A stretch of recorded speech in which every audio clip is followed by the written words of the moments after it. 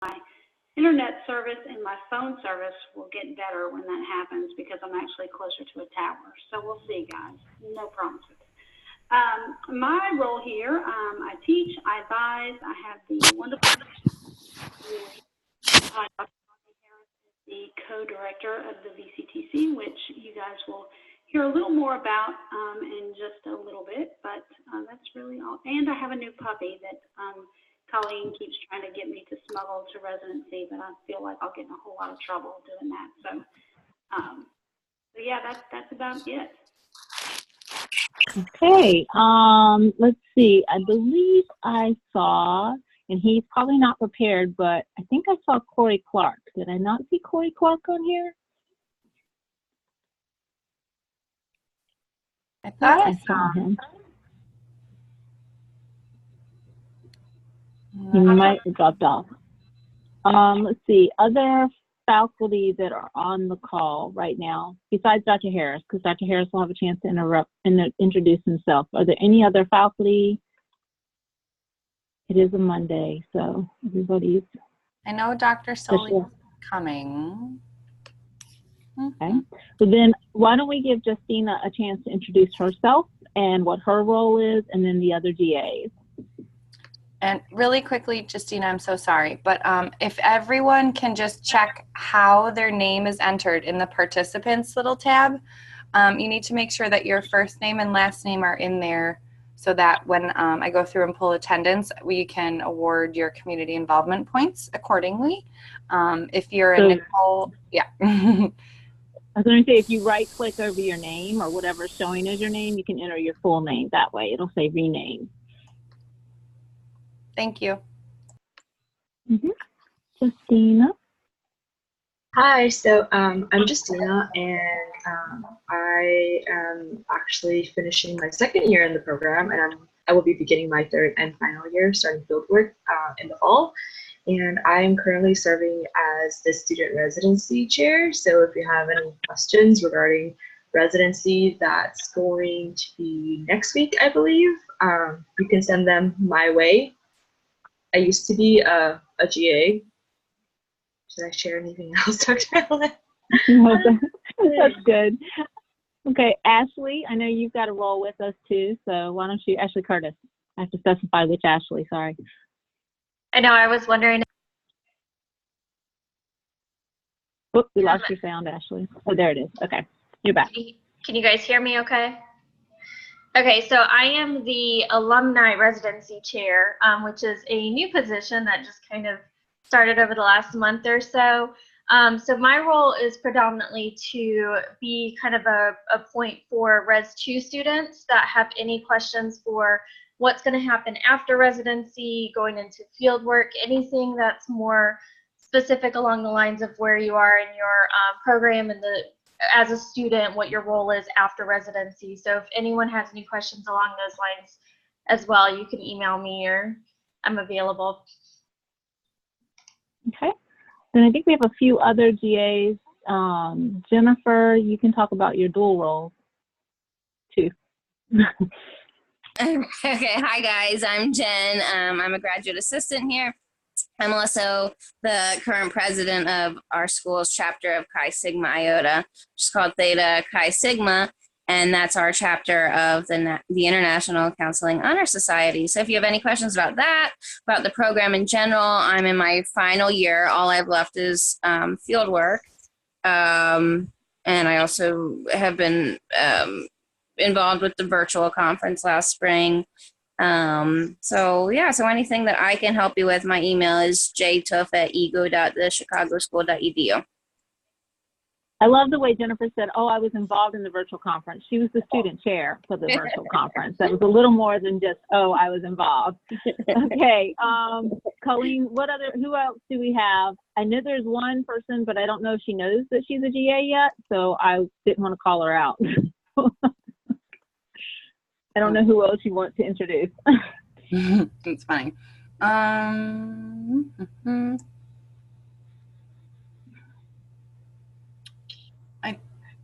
I think that's it. Sorry, I'm scrolling.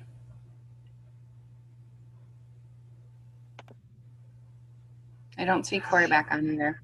Friendly reminder, please update your names.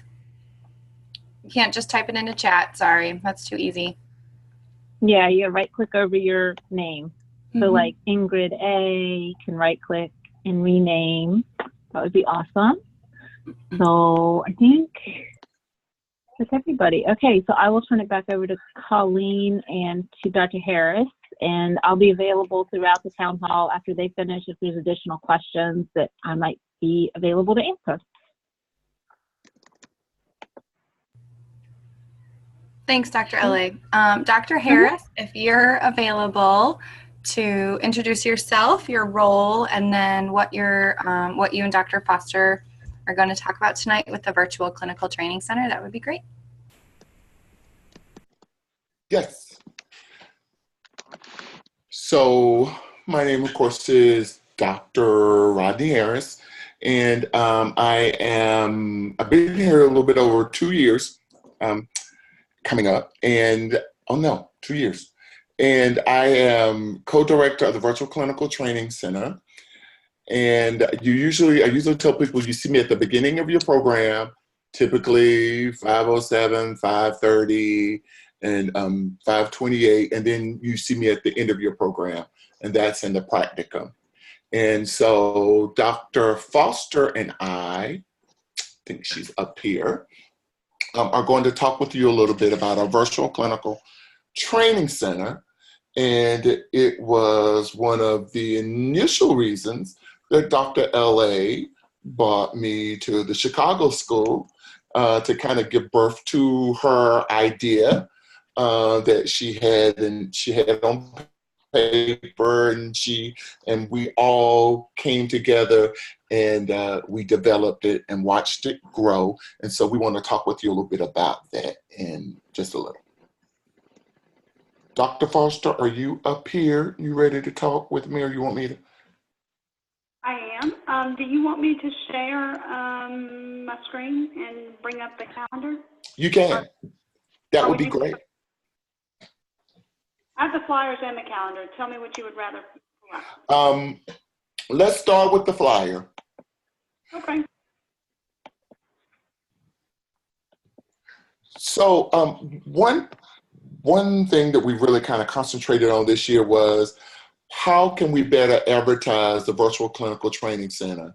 And that was the premise for this discussion, and what Dr. Foster and I wanted to talk with you a little bit about is that sometimes people will say, oh, what is this? And exactly, how do I participate in it? Particularly like in 528, and as people are getting ready to go to residency.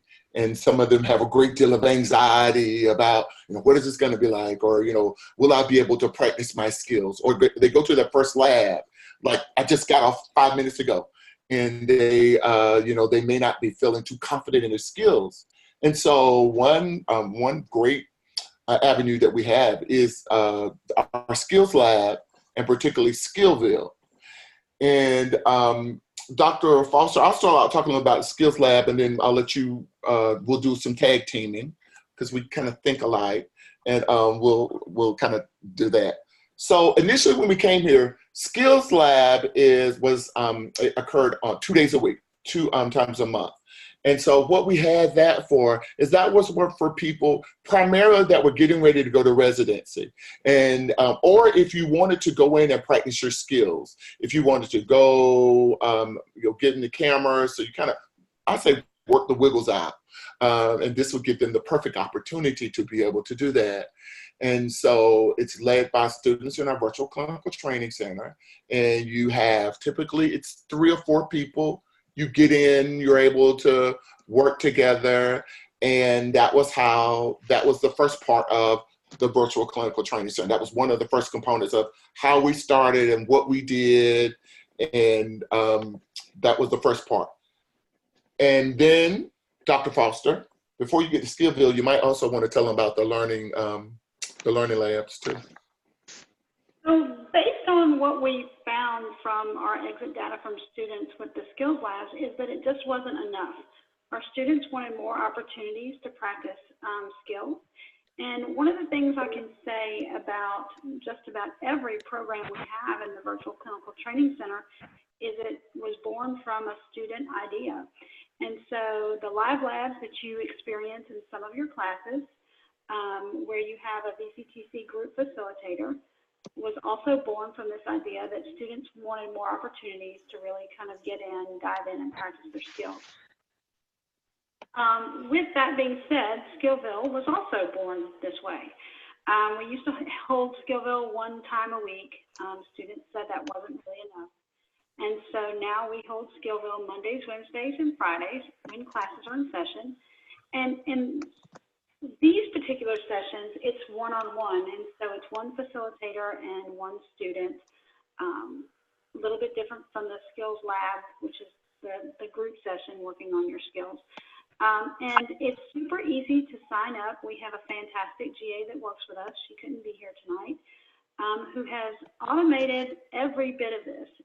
It's just as easy as you getting this flyer and clicking on the interactive links you see at the bottom to sign up.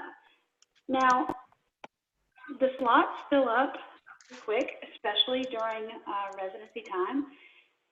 What I would say about that is if you get in here and you look and you're like, man, I really want to go, but I can't go on a Monday, Wednesday, or Friday, you can email Katie Kesterson and she can hook you up with a facilitator who can work with you to schedule something that better works for your timing and your convenience.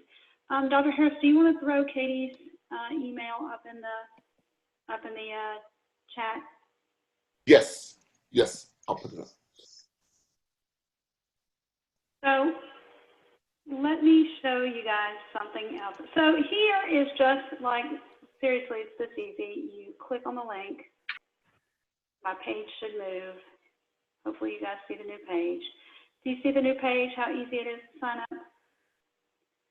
All the slots, you know whether or not something's pending, whether or not you have the ability to sign up for a time. You're going to find that it's super easy. If for whatever reason, like I said, something doesn't work for you, message Katie. She can work with you to find a better time. It's bittersweet. Katie is going to graduate, and so, but Katie keeps us straight. We may think alike, but Katie is the real brains of the outfit. And so Katie also helped. Can you guys see this calendar? If you don't have a copy of this, if it's not readily available, it will be being disseminated again this week.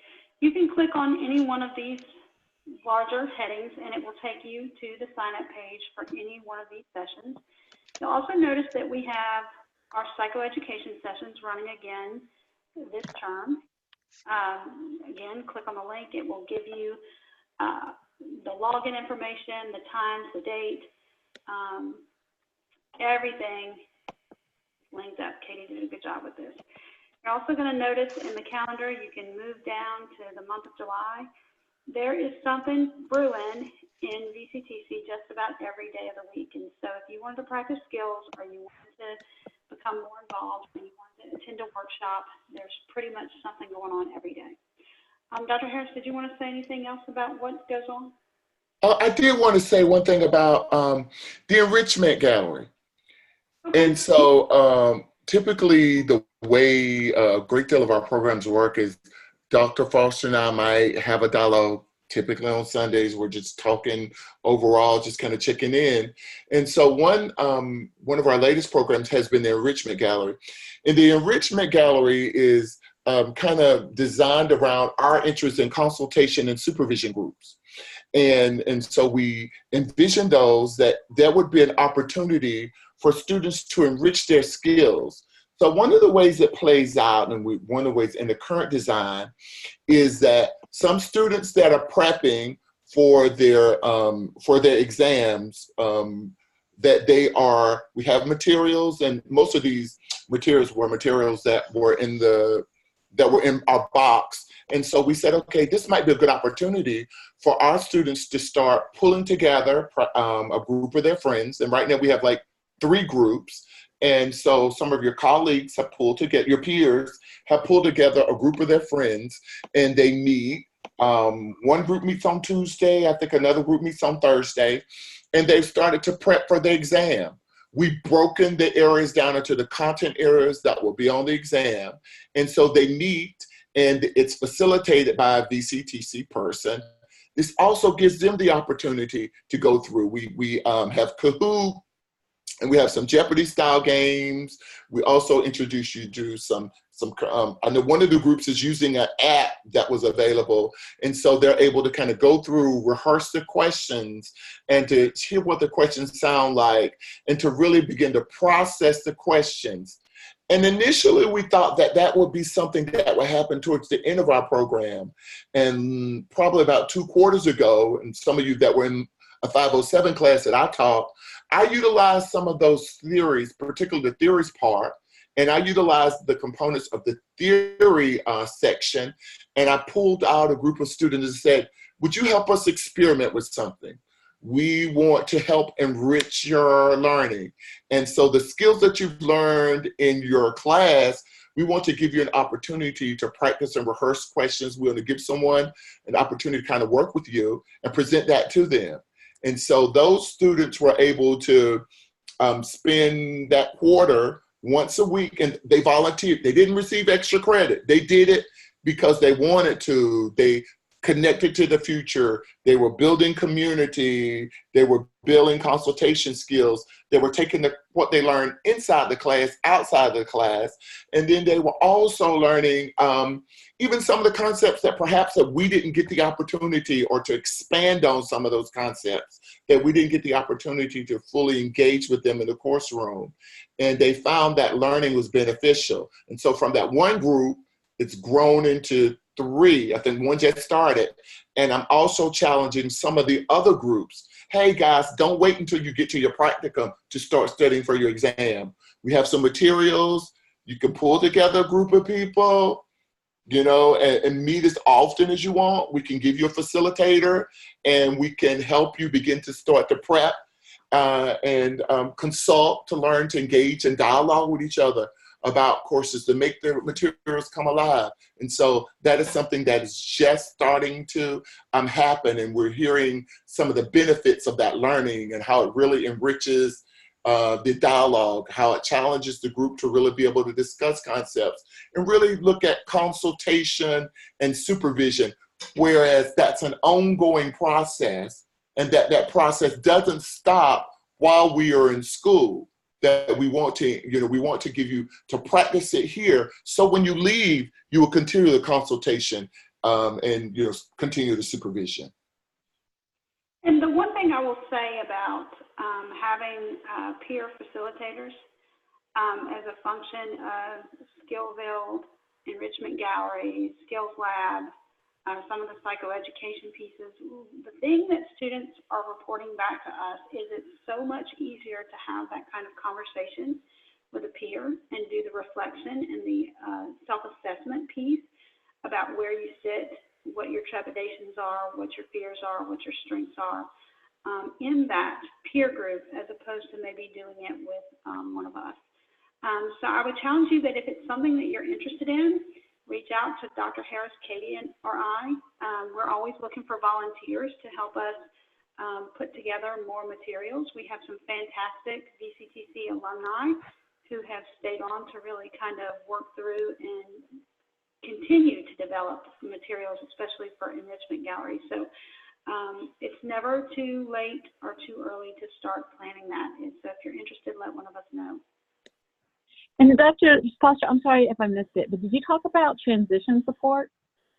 We have not talked about that. So one of the things we recognize here, for a host of reasons, whether it's because you're moving from an on-ground placement to an online placement, whether it's because you've switched universities, whether it's because you've switched jobs at this point in your life, one of the things that we have recognized is that transition support is very important.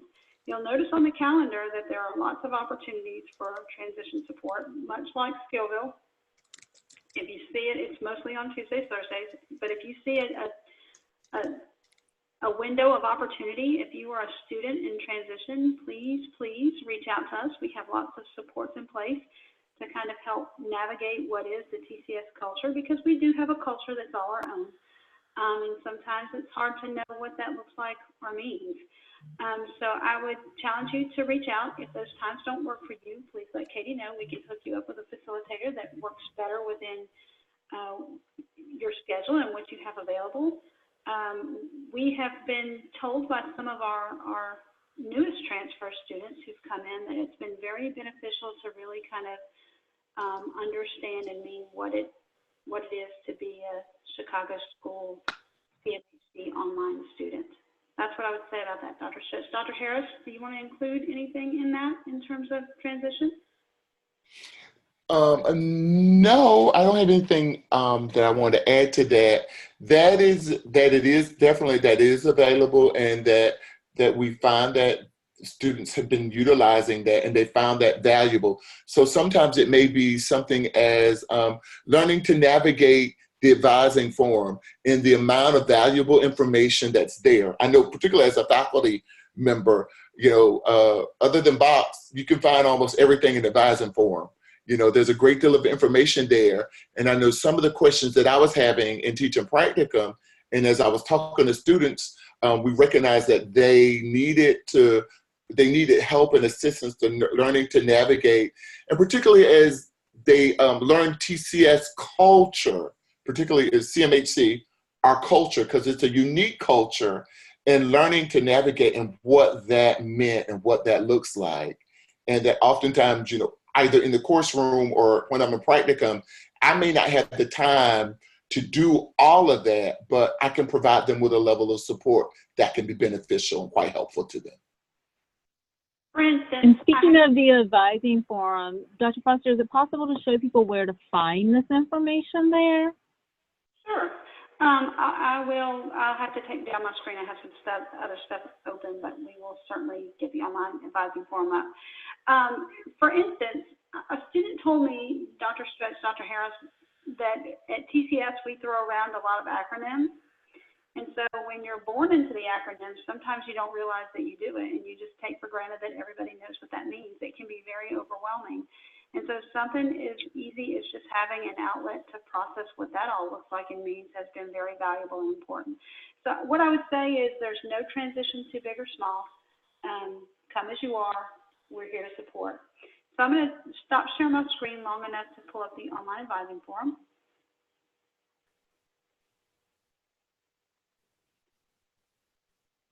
Dr. Harris, you can keep talking instead of waiting on. Okay. Okay. It's been a long day, Dr. Foster. Okay. Well, maybe we should open it up, Rodney, to questions. Yes. So you can post it in the chat. You can come on to audio. We would love to hear your questions and thoughts and ideas. And I saw that Bianca had mentioned that, it was definitely a comfort level, and it's been a great experience to be part of the VCTC. So members who've been part of the VCTC as facilitators or participants, what's your experience been like? Dr. Stretch, Dr. LA, I did want to say something about, and Dr. Foster mentioned this, that as far as the way the students that you guys have directed the learning and helped us shape, it's changed a bit over the 2 years that we've been here. And that one of the reasons is, like, particularly for our live discussion, you guys told us it was more beneficial, and Dr. Foster referenced this earlier, it was more beneficial to hear from some of your peers, and you found that experience more beneficial than to hearing sometimes from us. And so we look at ways, how can we look at adding new groups, and what can we do to enrich your learning? And we go back and we're constantly doing that.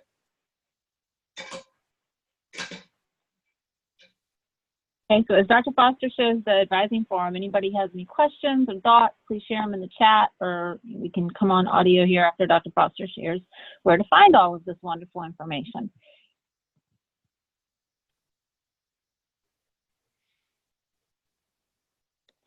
So Dr. Foster, when you are ready, you can share. Okay, guys, so for everyone on the call, if you go to your dashboard and you scroll down, I'll try to keep this clean so it doesn't look like the junk drawer because it can get that way quick. the online advising forum. I tell my students this is the one-stop shop. If you can think it, you can find it here. I would challenge you, if you're new to the program, as part of your next advising, ask your to take you on a tour of the online advising forum. This is like taking a tour of the campus. And so if we were an on-ground campus, this is really kind of what this looks like. I tell my students, think about this being separate buildings. And so you can go to all of these different buildings to get your needs met. For those of you who are asking questions at the beginning about residency, because again, that's some heightened excitement around residency is about to happen. I know you guys have seen this here. This is residency. You can go in here. We'll be doing some extensive things to our page for VCTC, but to find our page, you go through the clinical training and fieldwork. And if you scroll all the way to the bottom, you get the Virtual Clinical Training Center.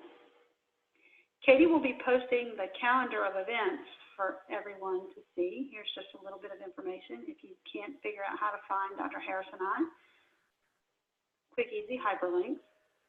We're going to make sure that for all of the skill sessions, the Sign Up Genius, like I showed you, you can also sign up for it here if you can't find your calendar. Because it's a massive calendar of events, right? I remember, Dr. Harris, when we had 2 events on it. Now we've got every day.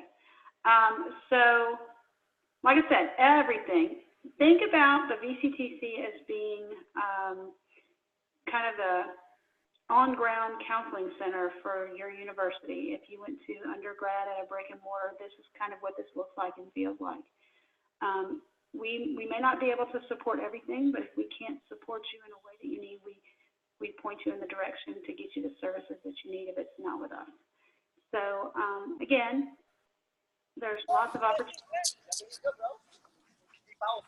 Is there anything else you want to mention? I would also challenge you that if you don't regularly come in here and look at the announcements, make it a priority, make it a habit, just to make sure that nothing slipped past you, because lots of times we'll get messages in our email and we're like, oh, that's just the online advising form, I'll go back and look at it. Set a reminder if that's not something you regularly do, because again, the state of the program, things that are important are going to be listed here in these announcements. Things you need to know, important things. Dr. Stretch, anything else you want me to show in here? No, but one of the students asked about using the Kahoots app. You can set up a free Kahoots app. You can set up your own Kahoot app with an EDU email address. It's got ads and things like that, but you can set up a free one if you want. So students are able to create Kahoots and challenge each other too if they want to. So that is something you can do. And Desiree, the other is what we've done is with each of the sections, Katie and she probably had a couple people helped her with it. What they've done is we've broken down the sections and we've gotten to 3 of them. And so we will have that available. And if you or a group of your friends, want to use it or want to practice with it, right now we have it stored in the VCTC because we're looking at getting all of the areas. But we do have it because we use the multicultural part of the exam. We have those questions are already in a Kahoot. And the third one, I forget which. It may be career that they've already broken those down. Those questions down. And I think this year we have it on a phase rollout. So in the fall, we're going to be working on everyone's favorite. I know it's mine, assessment and diagnosis. Yay! And research. Yes. So that's this year's rollout. So we'll be working on all of those kinds of things this year. And again, like we said, if that's something that you're really interested in, working on building out Kahoots and Quizlets and games for your peers, we would welcome the opportunity to work with you. We have, like I said, some really great alumni. We actually got someone who is an alumni of the program who asked if, and I haven't even shared this with you yet, Dr. Harris, if we needed any help. And so we'll be bringing back an alumni. I think the only other thing that I wanted to say, and then we'll be pretty much finished, I think, is that I wanted to really make the connection to practice.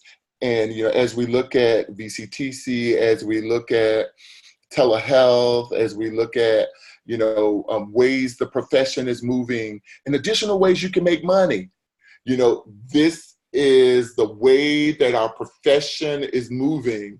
And if you're looking for ways to supplement your income, ways to look at frame this different, it may sound strange. And even today, as I was working with some of my 528 students, they said it felt strange.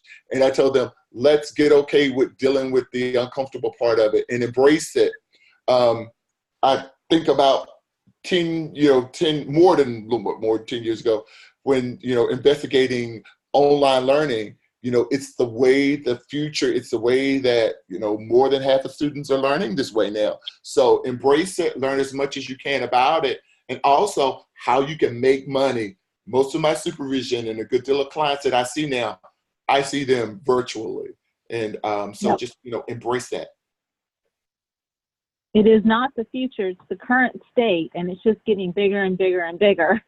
Yeah. And it's, the reality. And, one of the things that I'm extremely proud of in our program is that we actually train people on telehealth, because we are one of only a handful of programs in the country, in the international field as well, that are training students. Usually this is training you get after you graduate, and sometimes by trial by fire. So this is something that will distinguish you as graduates, as alumni of the Chicago School. You will have a heads up. You will have an advantage when you're applying for positions, because you'll be able to demonstrate an extensive, if you take the GMT20190709 course, the telemental health course is one of your electives, and then you also have the opportunity to apply to participate through VCTC, you'll be able to show not only training, but also supervision of that experience, which is going to it'll distinguish you in the job market right now, significantly. And so, Dr. Ella, I do want to say one thing about VCTC and the application process. In the beginning of VCTC, if you're interested, there was a place for you to do it. What I would say about it now is it's become a very competitive placement in our programs. And so we just had our interest meeting. We had the largest number of students we've ever had interested. Because there is so many people interested in it, and the way the application process works, it's a pretty extensive process to vet you to make sure that this is a good fit for you, and it's a good fit for us. And so if it's something that you're interested in, again, there's lots of opportunities. Dr. Harris and I have put in something called a tiered observation system, which is part of the application process. But if it's something that you're interested in, or you even think you might be interested in, doing part of your field work with us at VCTC, reach out to one of us so we can get you into some of that tiered observation so that you can begin to see what it looks like on this side. I would challenge you that probably year two, the beginning of year two, is a really great time for that. So after you attend your residency, you're going into year two. If you think it's something you may be interested in, reach out to one of us to get some observation around it.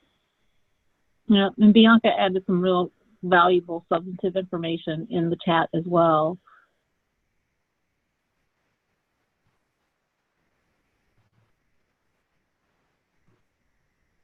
So lots of good information there.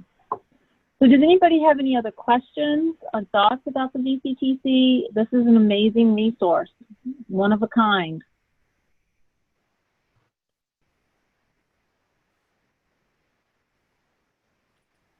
Okay, I think you've stunned them to silence. That usually happens when you put us both. So if you have other questions, don't hesitate to reach out to Katie, Dr. Foster, or Dr. Harris. Go ahead. Yes, please, Jennifer. I won't be ready to do it until I think next fall as my practicum, but I wanted to get any information to get me prepared to be able to do so at that point. Like, when do we need to start the application process to be vetted for participation and things like that? So what we've been doing, again, because that's a fantastic question, I'm glad you asked it, Jennifer. So what we have been doing is that you will want to, and again, you'll want to make sure that you're checking the online advising forum, because this is where you're going to find this information. We will announce an interest meeting, which is the first step. And so if you were going to apply for fall, your interview would actually take place in the spring. And so you'll start looking January to March for when those dates are going to come out, because again, there's some observations and some other things that are crucial that you have to do. And then the culminating piece is the interview with Dr. Harris and I. And it's a team. And so you'll want to begin to prepare about a term in advance, a full term in advance, that you're interested in. Okay. Now, to go with that, since I'll have to be looking in the spring, I'm looking at taking a leave of absence for the spring semester. Should I just still continue to look at the things? Like, I'm not even sure, do I still get access to the advising forum if I'm not technically attending class at that point? Yeah, that's the one class that you always have access to, no matter what. As an alum, moving on. Yep. Yeah, because we even have some alums on the call today. So they don't leave us when they come, and we are so happy to have them. We welcome them, and it's just wonderful to see some of our alumni on this call. I'm super excited. I saw Eve was on here, and we treasure our alums. We just really value them and want them to be involved. And so it's, that's one thing you'll have access to for a long time. Okay, good. And so a question came up around, you need to take the elective to qualify? The answer to that is yes. And so to be eligible, you have to take the class and maintain a B plus or better in the course. And so, I think it would be helpful, Dr. Harris, if Katie posted the application process for us in the online advising forum. So we'll make sure that gets posted. But again, the way it usually works, just a quick and dirty rundown. You attend the interest meeting, you set up your tiered observation with Katie or whoever our new Katie will be, and boy, will those be big shoes to fill. Tiered observation, you need to submit your current vita. There's some questions that you have to answer, and then upon success, and the successful completion with a B plus or better of the course, and then you meet with Dr. Harris and I.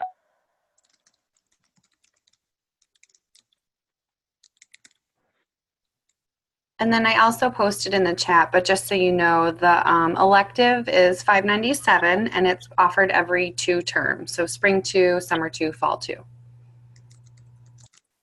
And we do recommend that you take it closer to when you would be applying, so that the information you have is current, because one of the things that is really challenging about the telemental health program is that it's constantly changing. There are constant updates happening. So if you were to take it in your first year and then you were to apply at the end of your second, you could have already had a tremendous amount of outdated information. So it's really important. Dr. Foster, do y'all have a recommendation, like how far in advance they take it? Because I just know it needs to be a little bit closer than maybe some of the other electives. So I would say within the year that you're going to hopefully have placement with us, because again, I'll tell you, my state has some of the strictest standards.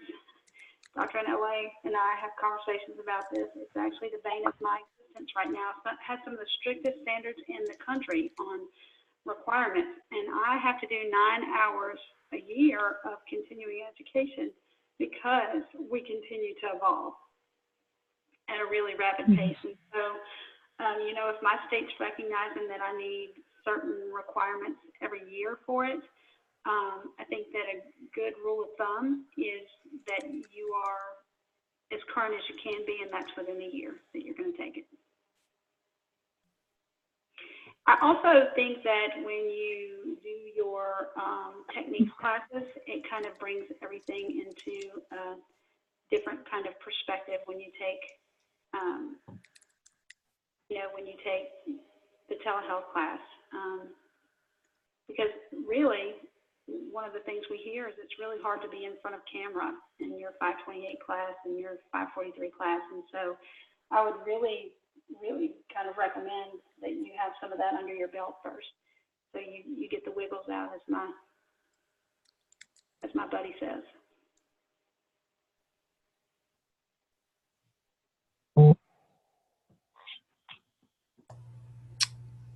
Well, thank you, Dr. Foster and Dr. Harris. If anyone has questions as we go along, please feel free to put them in the chat.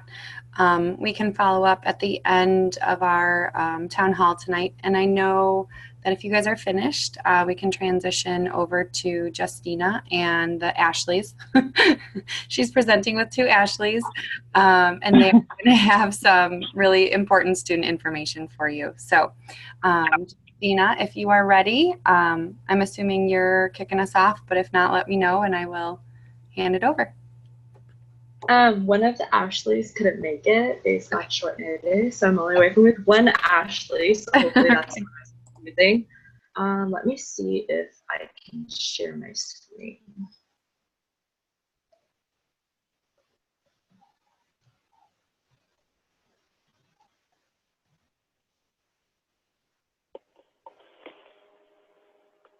Can everyone see my screen? Yes.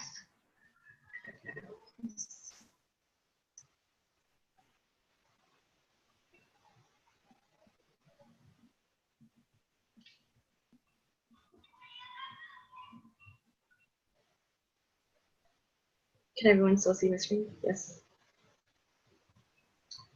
Okay, so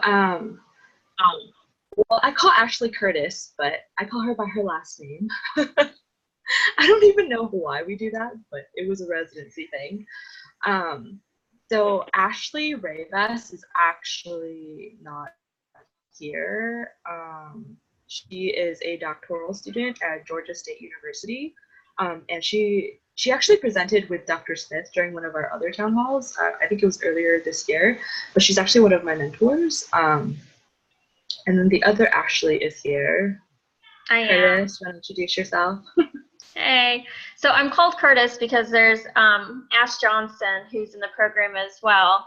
I don't think she's here tonight, but I kind of lost the bet on getting to use my name at residency one year, so everyone just started calling me Curtis. But I am a recent alum. I just finished the program in April of this year, so just now moving on to getting my license. I live in Kentucky right now, and I work at a private practice.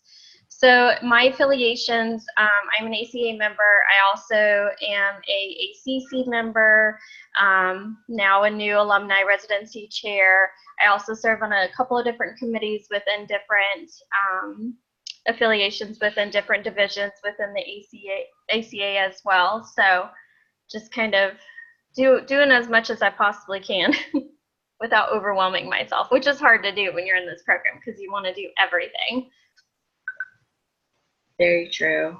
So I also listed all the affiliations that I'm a part of, and as you can see, the affiliations that Ashley and I are a part of kind of overlap a little bit, and then the affiliations that Curtis and I are a part of also overlap a little bit. I don't know if everyone has heard of the American Association of Suicidology, but actually they're a really, really good organization for those that are interested in suicide awareness, and they have a really, really strong social media presence too. And the only difference is that I'm also a part of NADAC and APAC, which is for addiction professionals. I don't specifically plan to be certified in addiction, but the population that I want to work with, like that's one of the main issues is substance use. So that's something that I kind of want to keep on top of. And if they, if there's things that are coming into the profession that are new, I also want to keep on top of that. So this was actually Ashley's slide, but since she's not here, I'll just go over it really quick. So she came up with the 5 W's, which is why, who, what, where, and when. So she kind of went over this with me when I asked her for advice, not so much for networking, but I guess like just as a grad student in general, because she's a doctoral student and she's already finished with her master's program. So she said that the importance of networking really starts from like career goals in terms of what you want to do. So she said that it's important to network with people that are already doing what you're doing, but it's also important to network with people that are sort of working with populations outside of what you're doing. So she actually doesn't work with military veterans. That's not the population she wants to work with, but that's a population that I want to work with. But I still network with her, and we have all these different opportunities that come up. And like I said, she's my mentor, so she actually mentored me through applying for the NBCC Minority Fellowship process. She also mentioned that connecting with like-minded professionals is very important. Like she said, like the population that you want to work with, if you network with people that are already working with the population you want to work with, then you kind of have like your foot in the door, so to speak.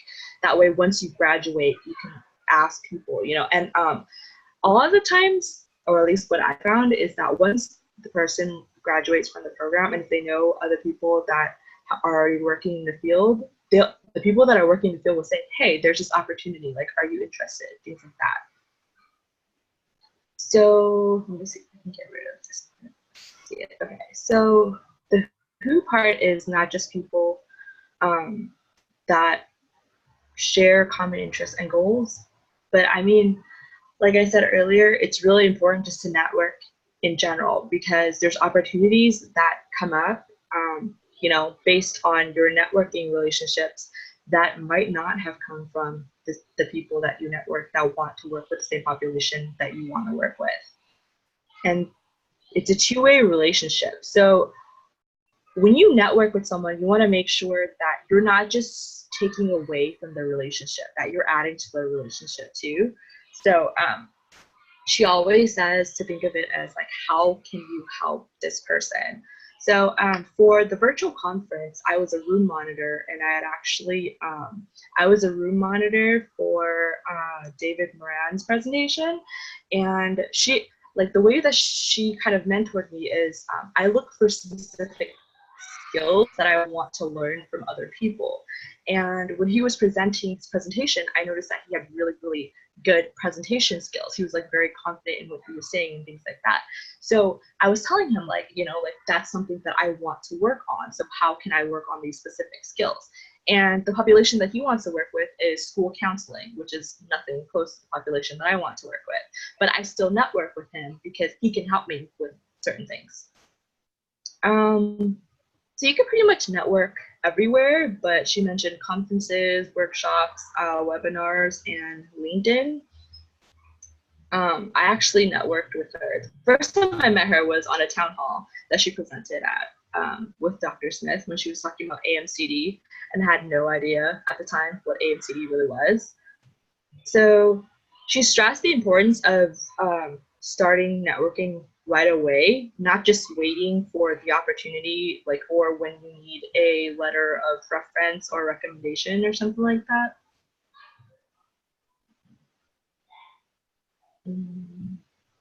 Whoops. There it is. Did you say something? I'm sorry. Do you want to take this slide? Oh, okay. Yeah, I wasn't sure if we were skipping one or not. Okay. So just as students, for you guys specifically, where you're at, some of the best people to network are literally an email away.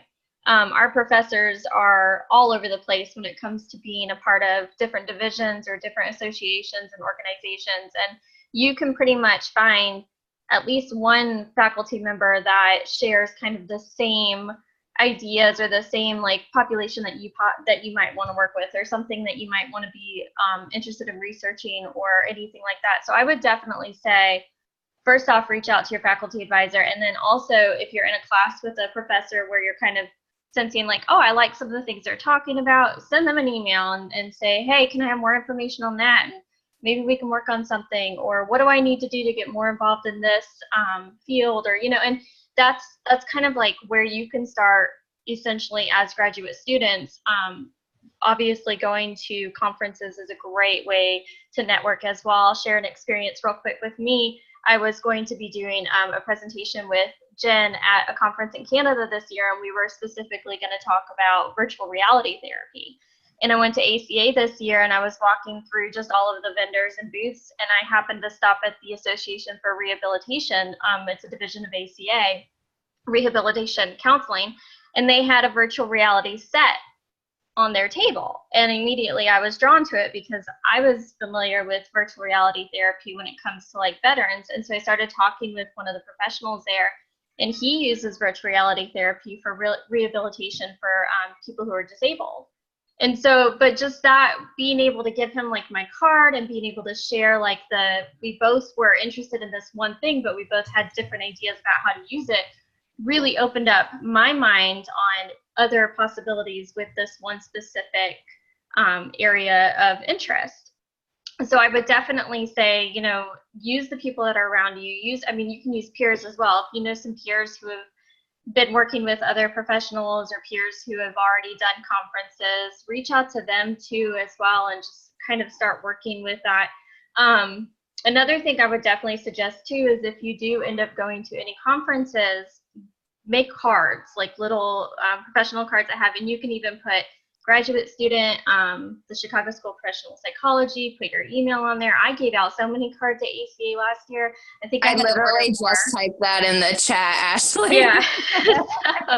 So, it's a great way. I mean, nowadays, you know, we have LinkedIn, and we use a lot of different apps on our phones to connect with people, but just having that one additional resource to network as well is great, just to get your name out there. And so, you know, Justina had mentioned as well, like networking with somebody that has the same interest in a certain field or in a certain population would be good. But if you're in a place where you're not really quite sure what you want to do or who you want to work with, just even reaching out to someone and just talking to them about it might give you an idea or might change like your thoughts a little bit, or get you interested in something you didn't even know anything about, or you didn't even realize, you know, that this was an option. And networking in general helps build your professional identity as well. And that's a huge thing for within the ACA itself. We have our own vision of what professional identity is. It's our 2020 vision. I think Dr. LA and I and JJ presented on that at virtual conference, but I would definitely suggest that everyone look that up as well, just to kind of get an idea of like what it is and what we kind of expect, you know, with ACA, what the definition of a counselor is and professional identity.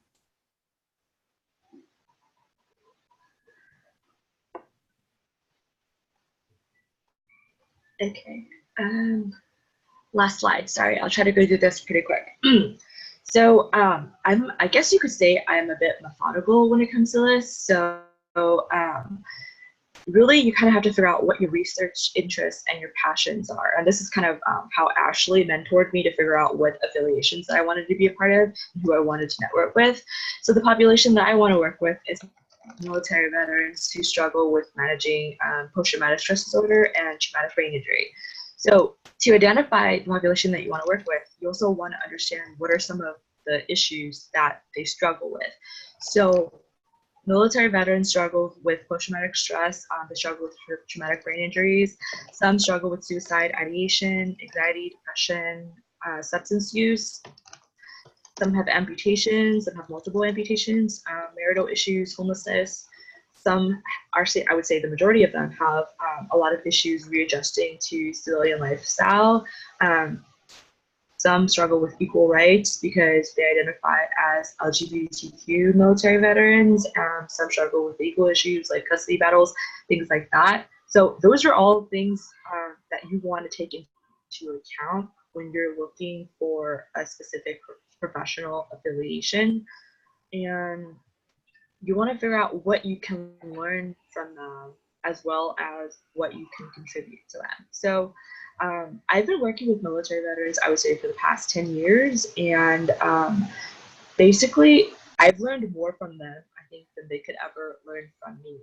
And just as like a simple thing, like learning how to really live your life instead of being alive, because a lot of people tend to get those two things mixed up.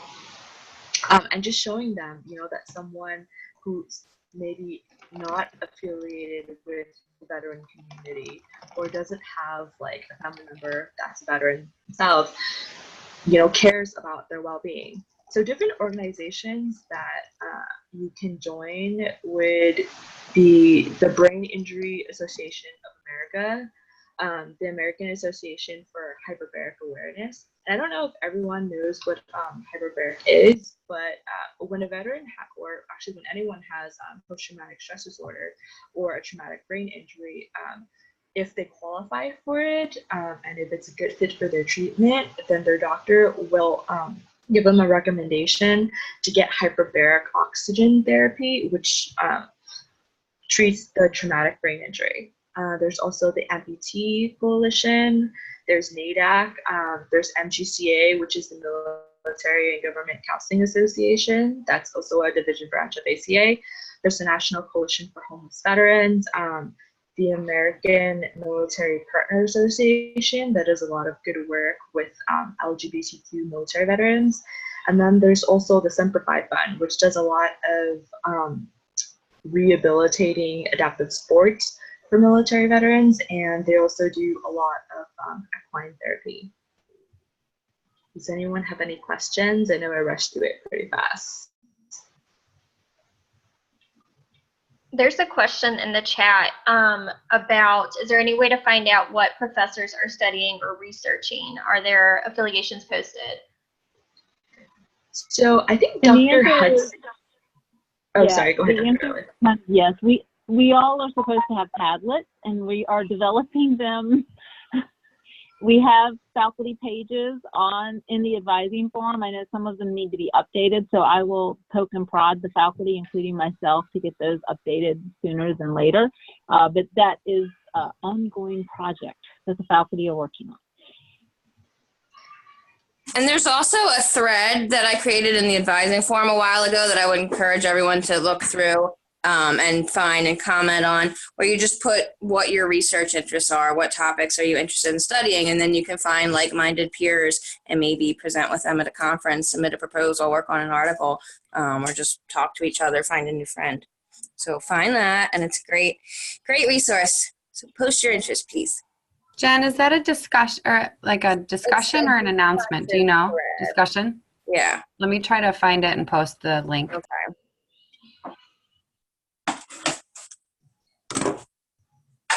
Thank you. Yeah, between Jen and I, we're always trying to get people to do stuff and get more involved.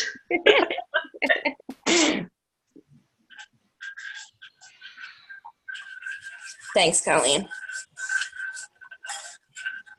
A few of you I've had to have some conversations about slowing down and self-care, but mostly it's really awesome, and there's lots and lots of great opportunities for you to get involved. And so just ask, reach out, see what you want to do. We're here. We want to help. Your faculty advisor is an excellent resource, as are your GA. So don't hesitate to reach out to anybody. We're happy to support you however we can. Colleen, do we have anything else? I know we're a little bit over time, so I just want to be respectful of everybody's time. No, thank you all for coming. Excited to see all the faces. Bye. Thank you. Bye, guys. Thanks, guys. Bye. Colleen, are you still here?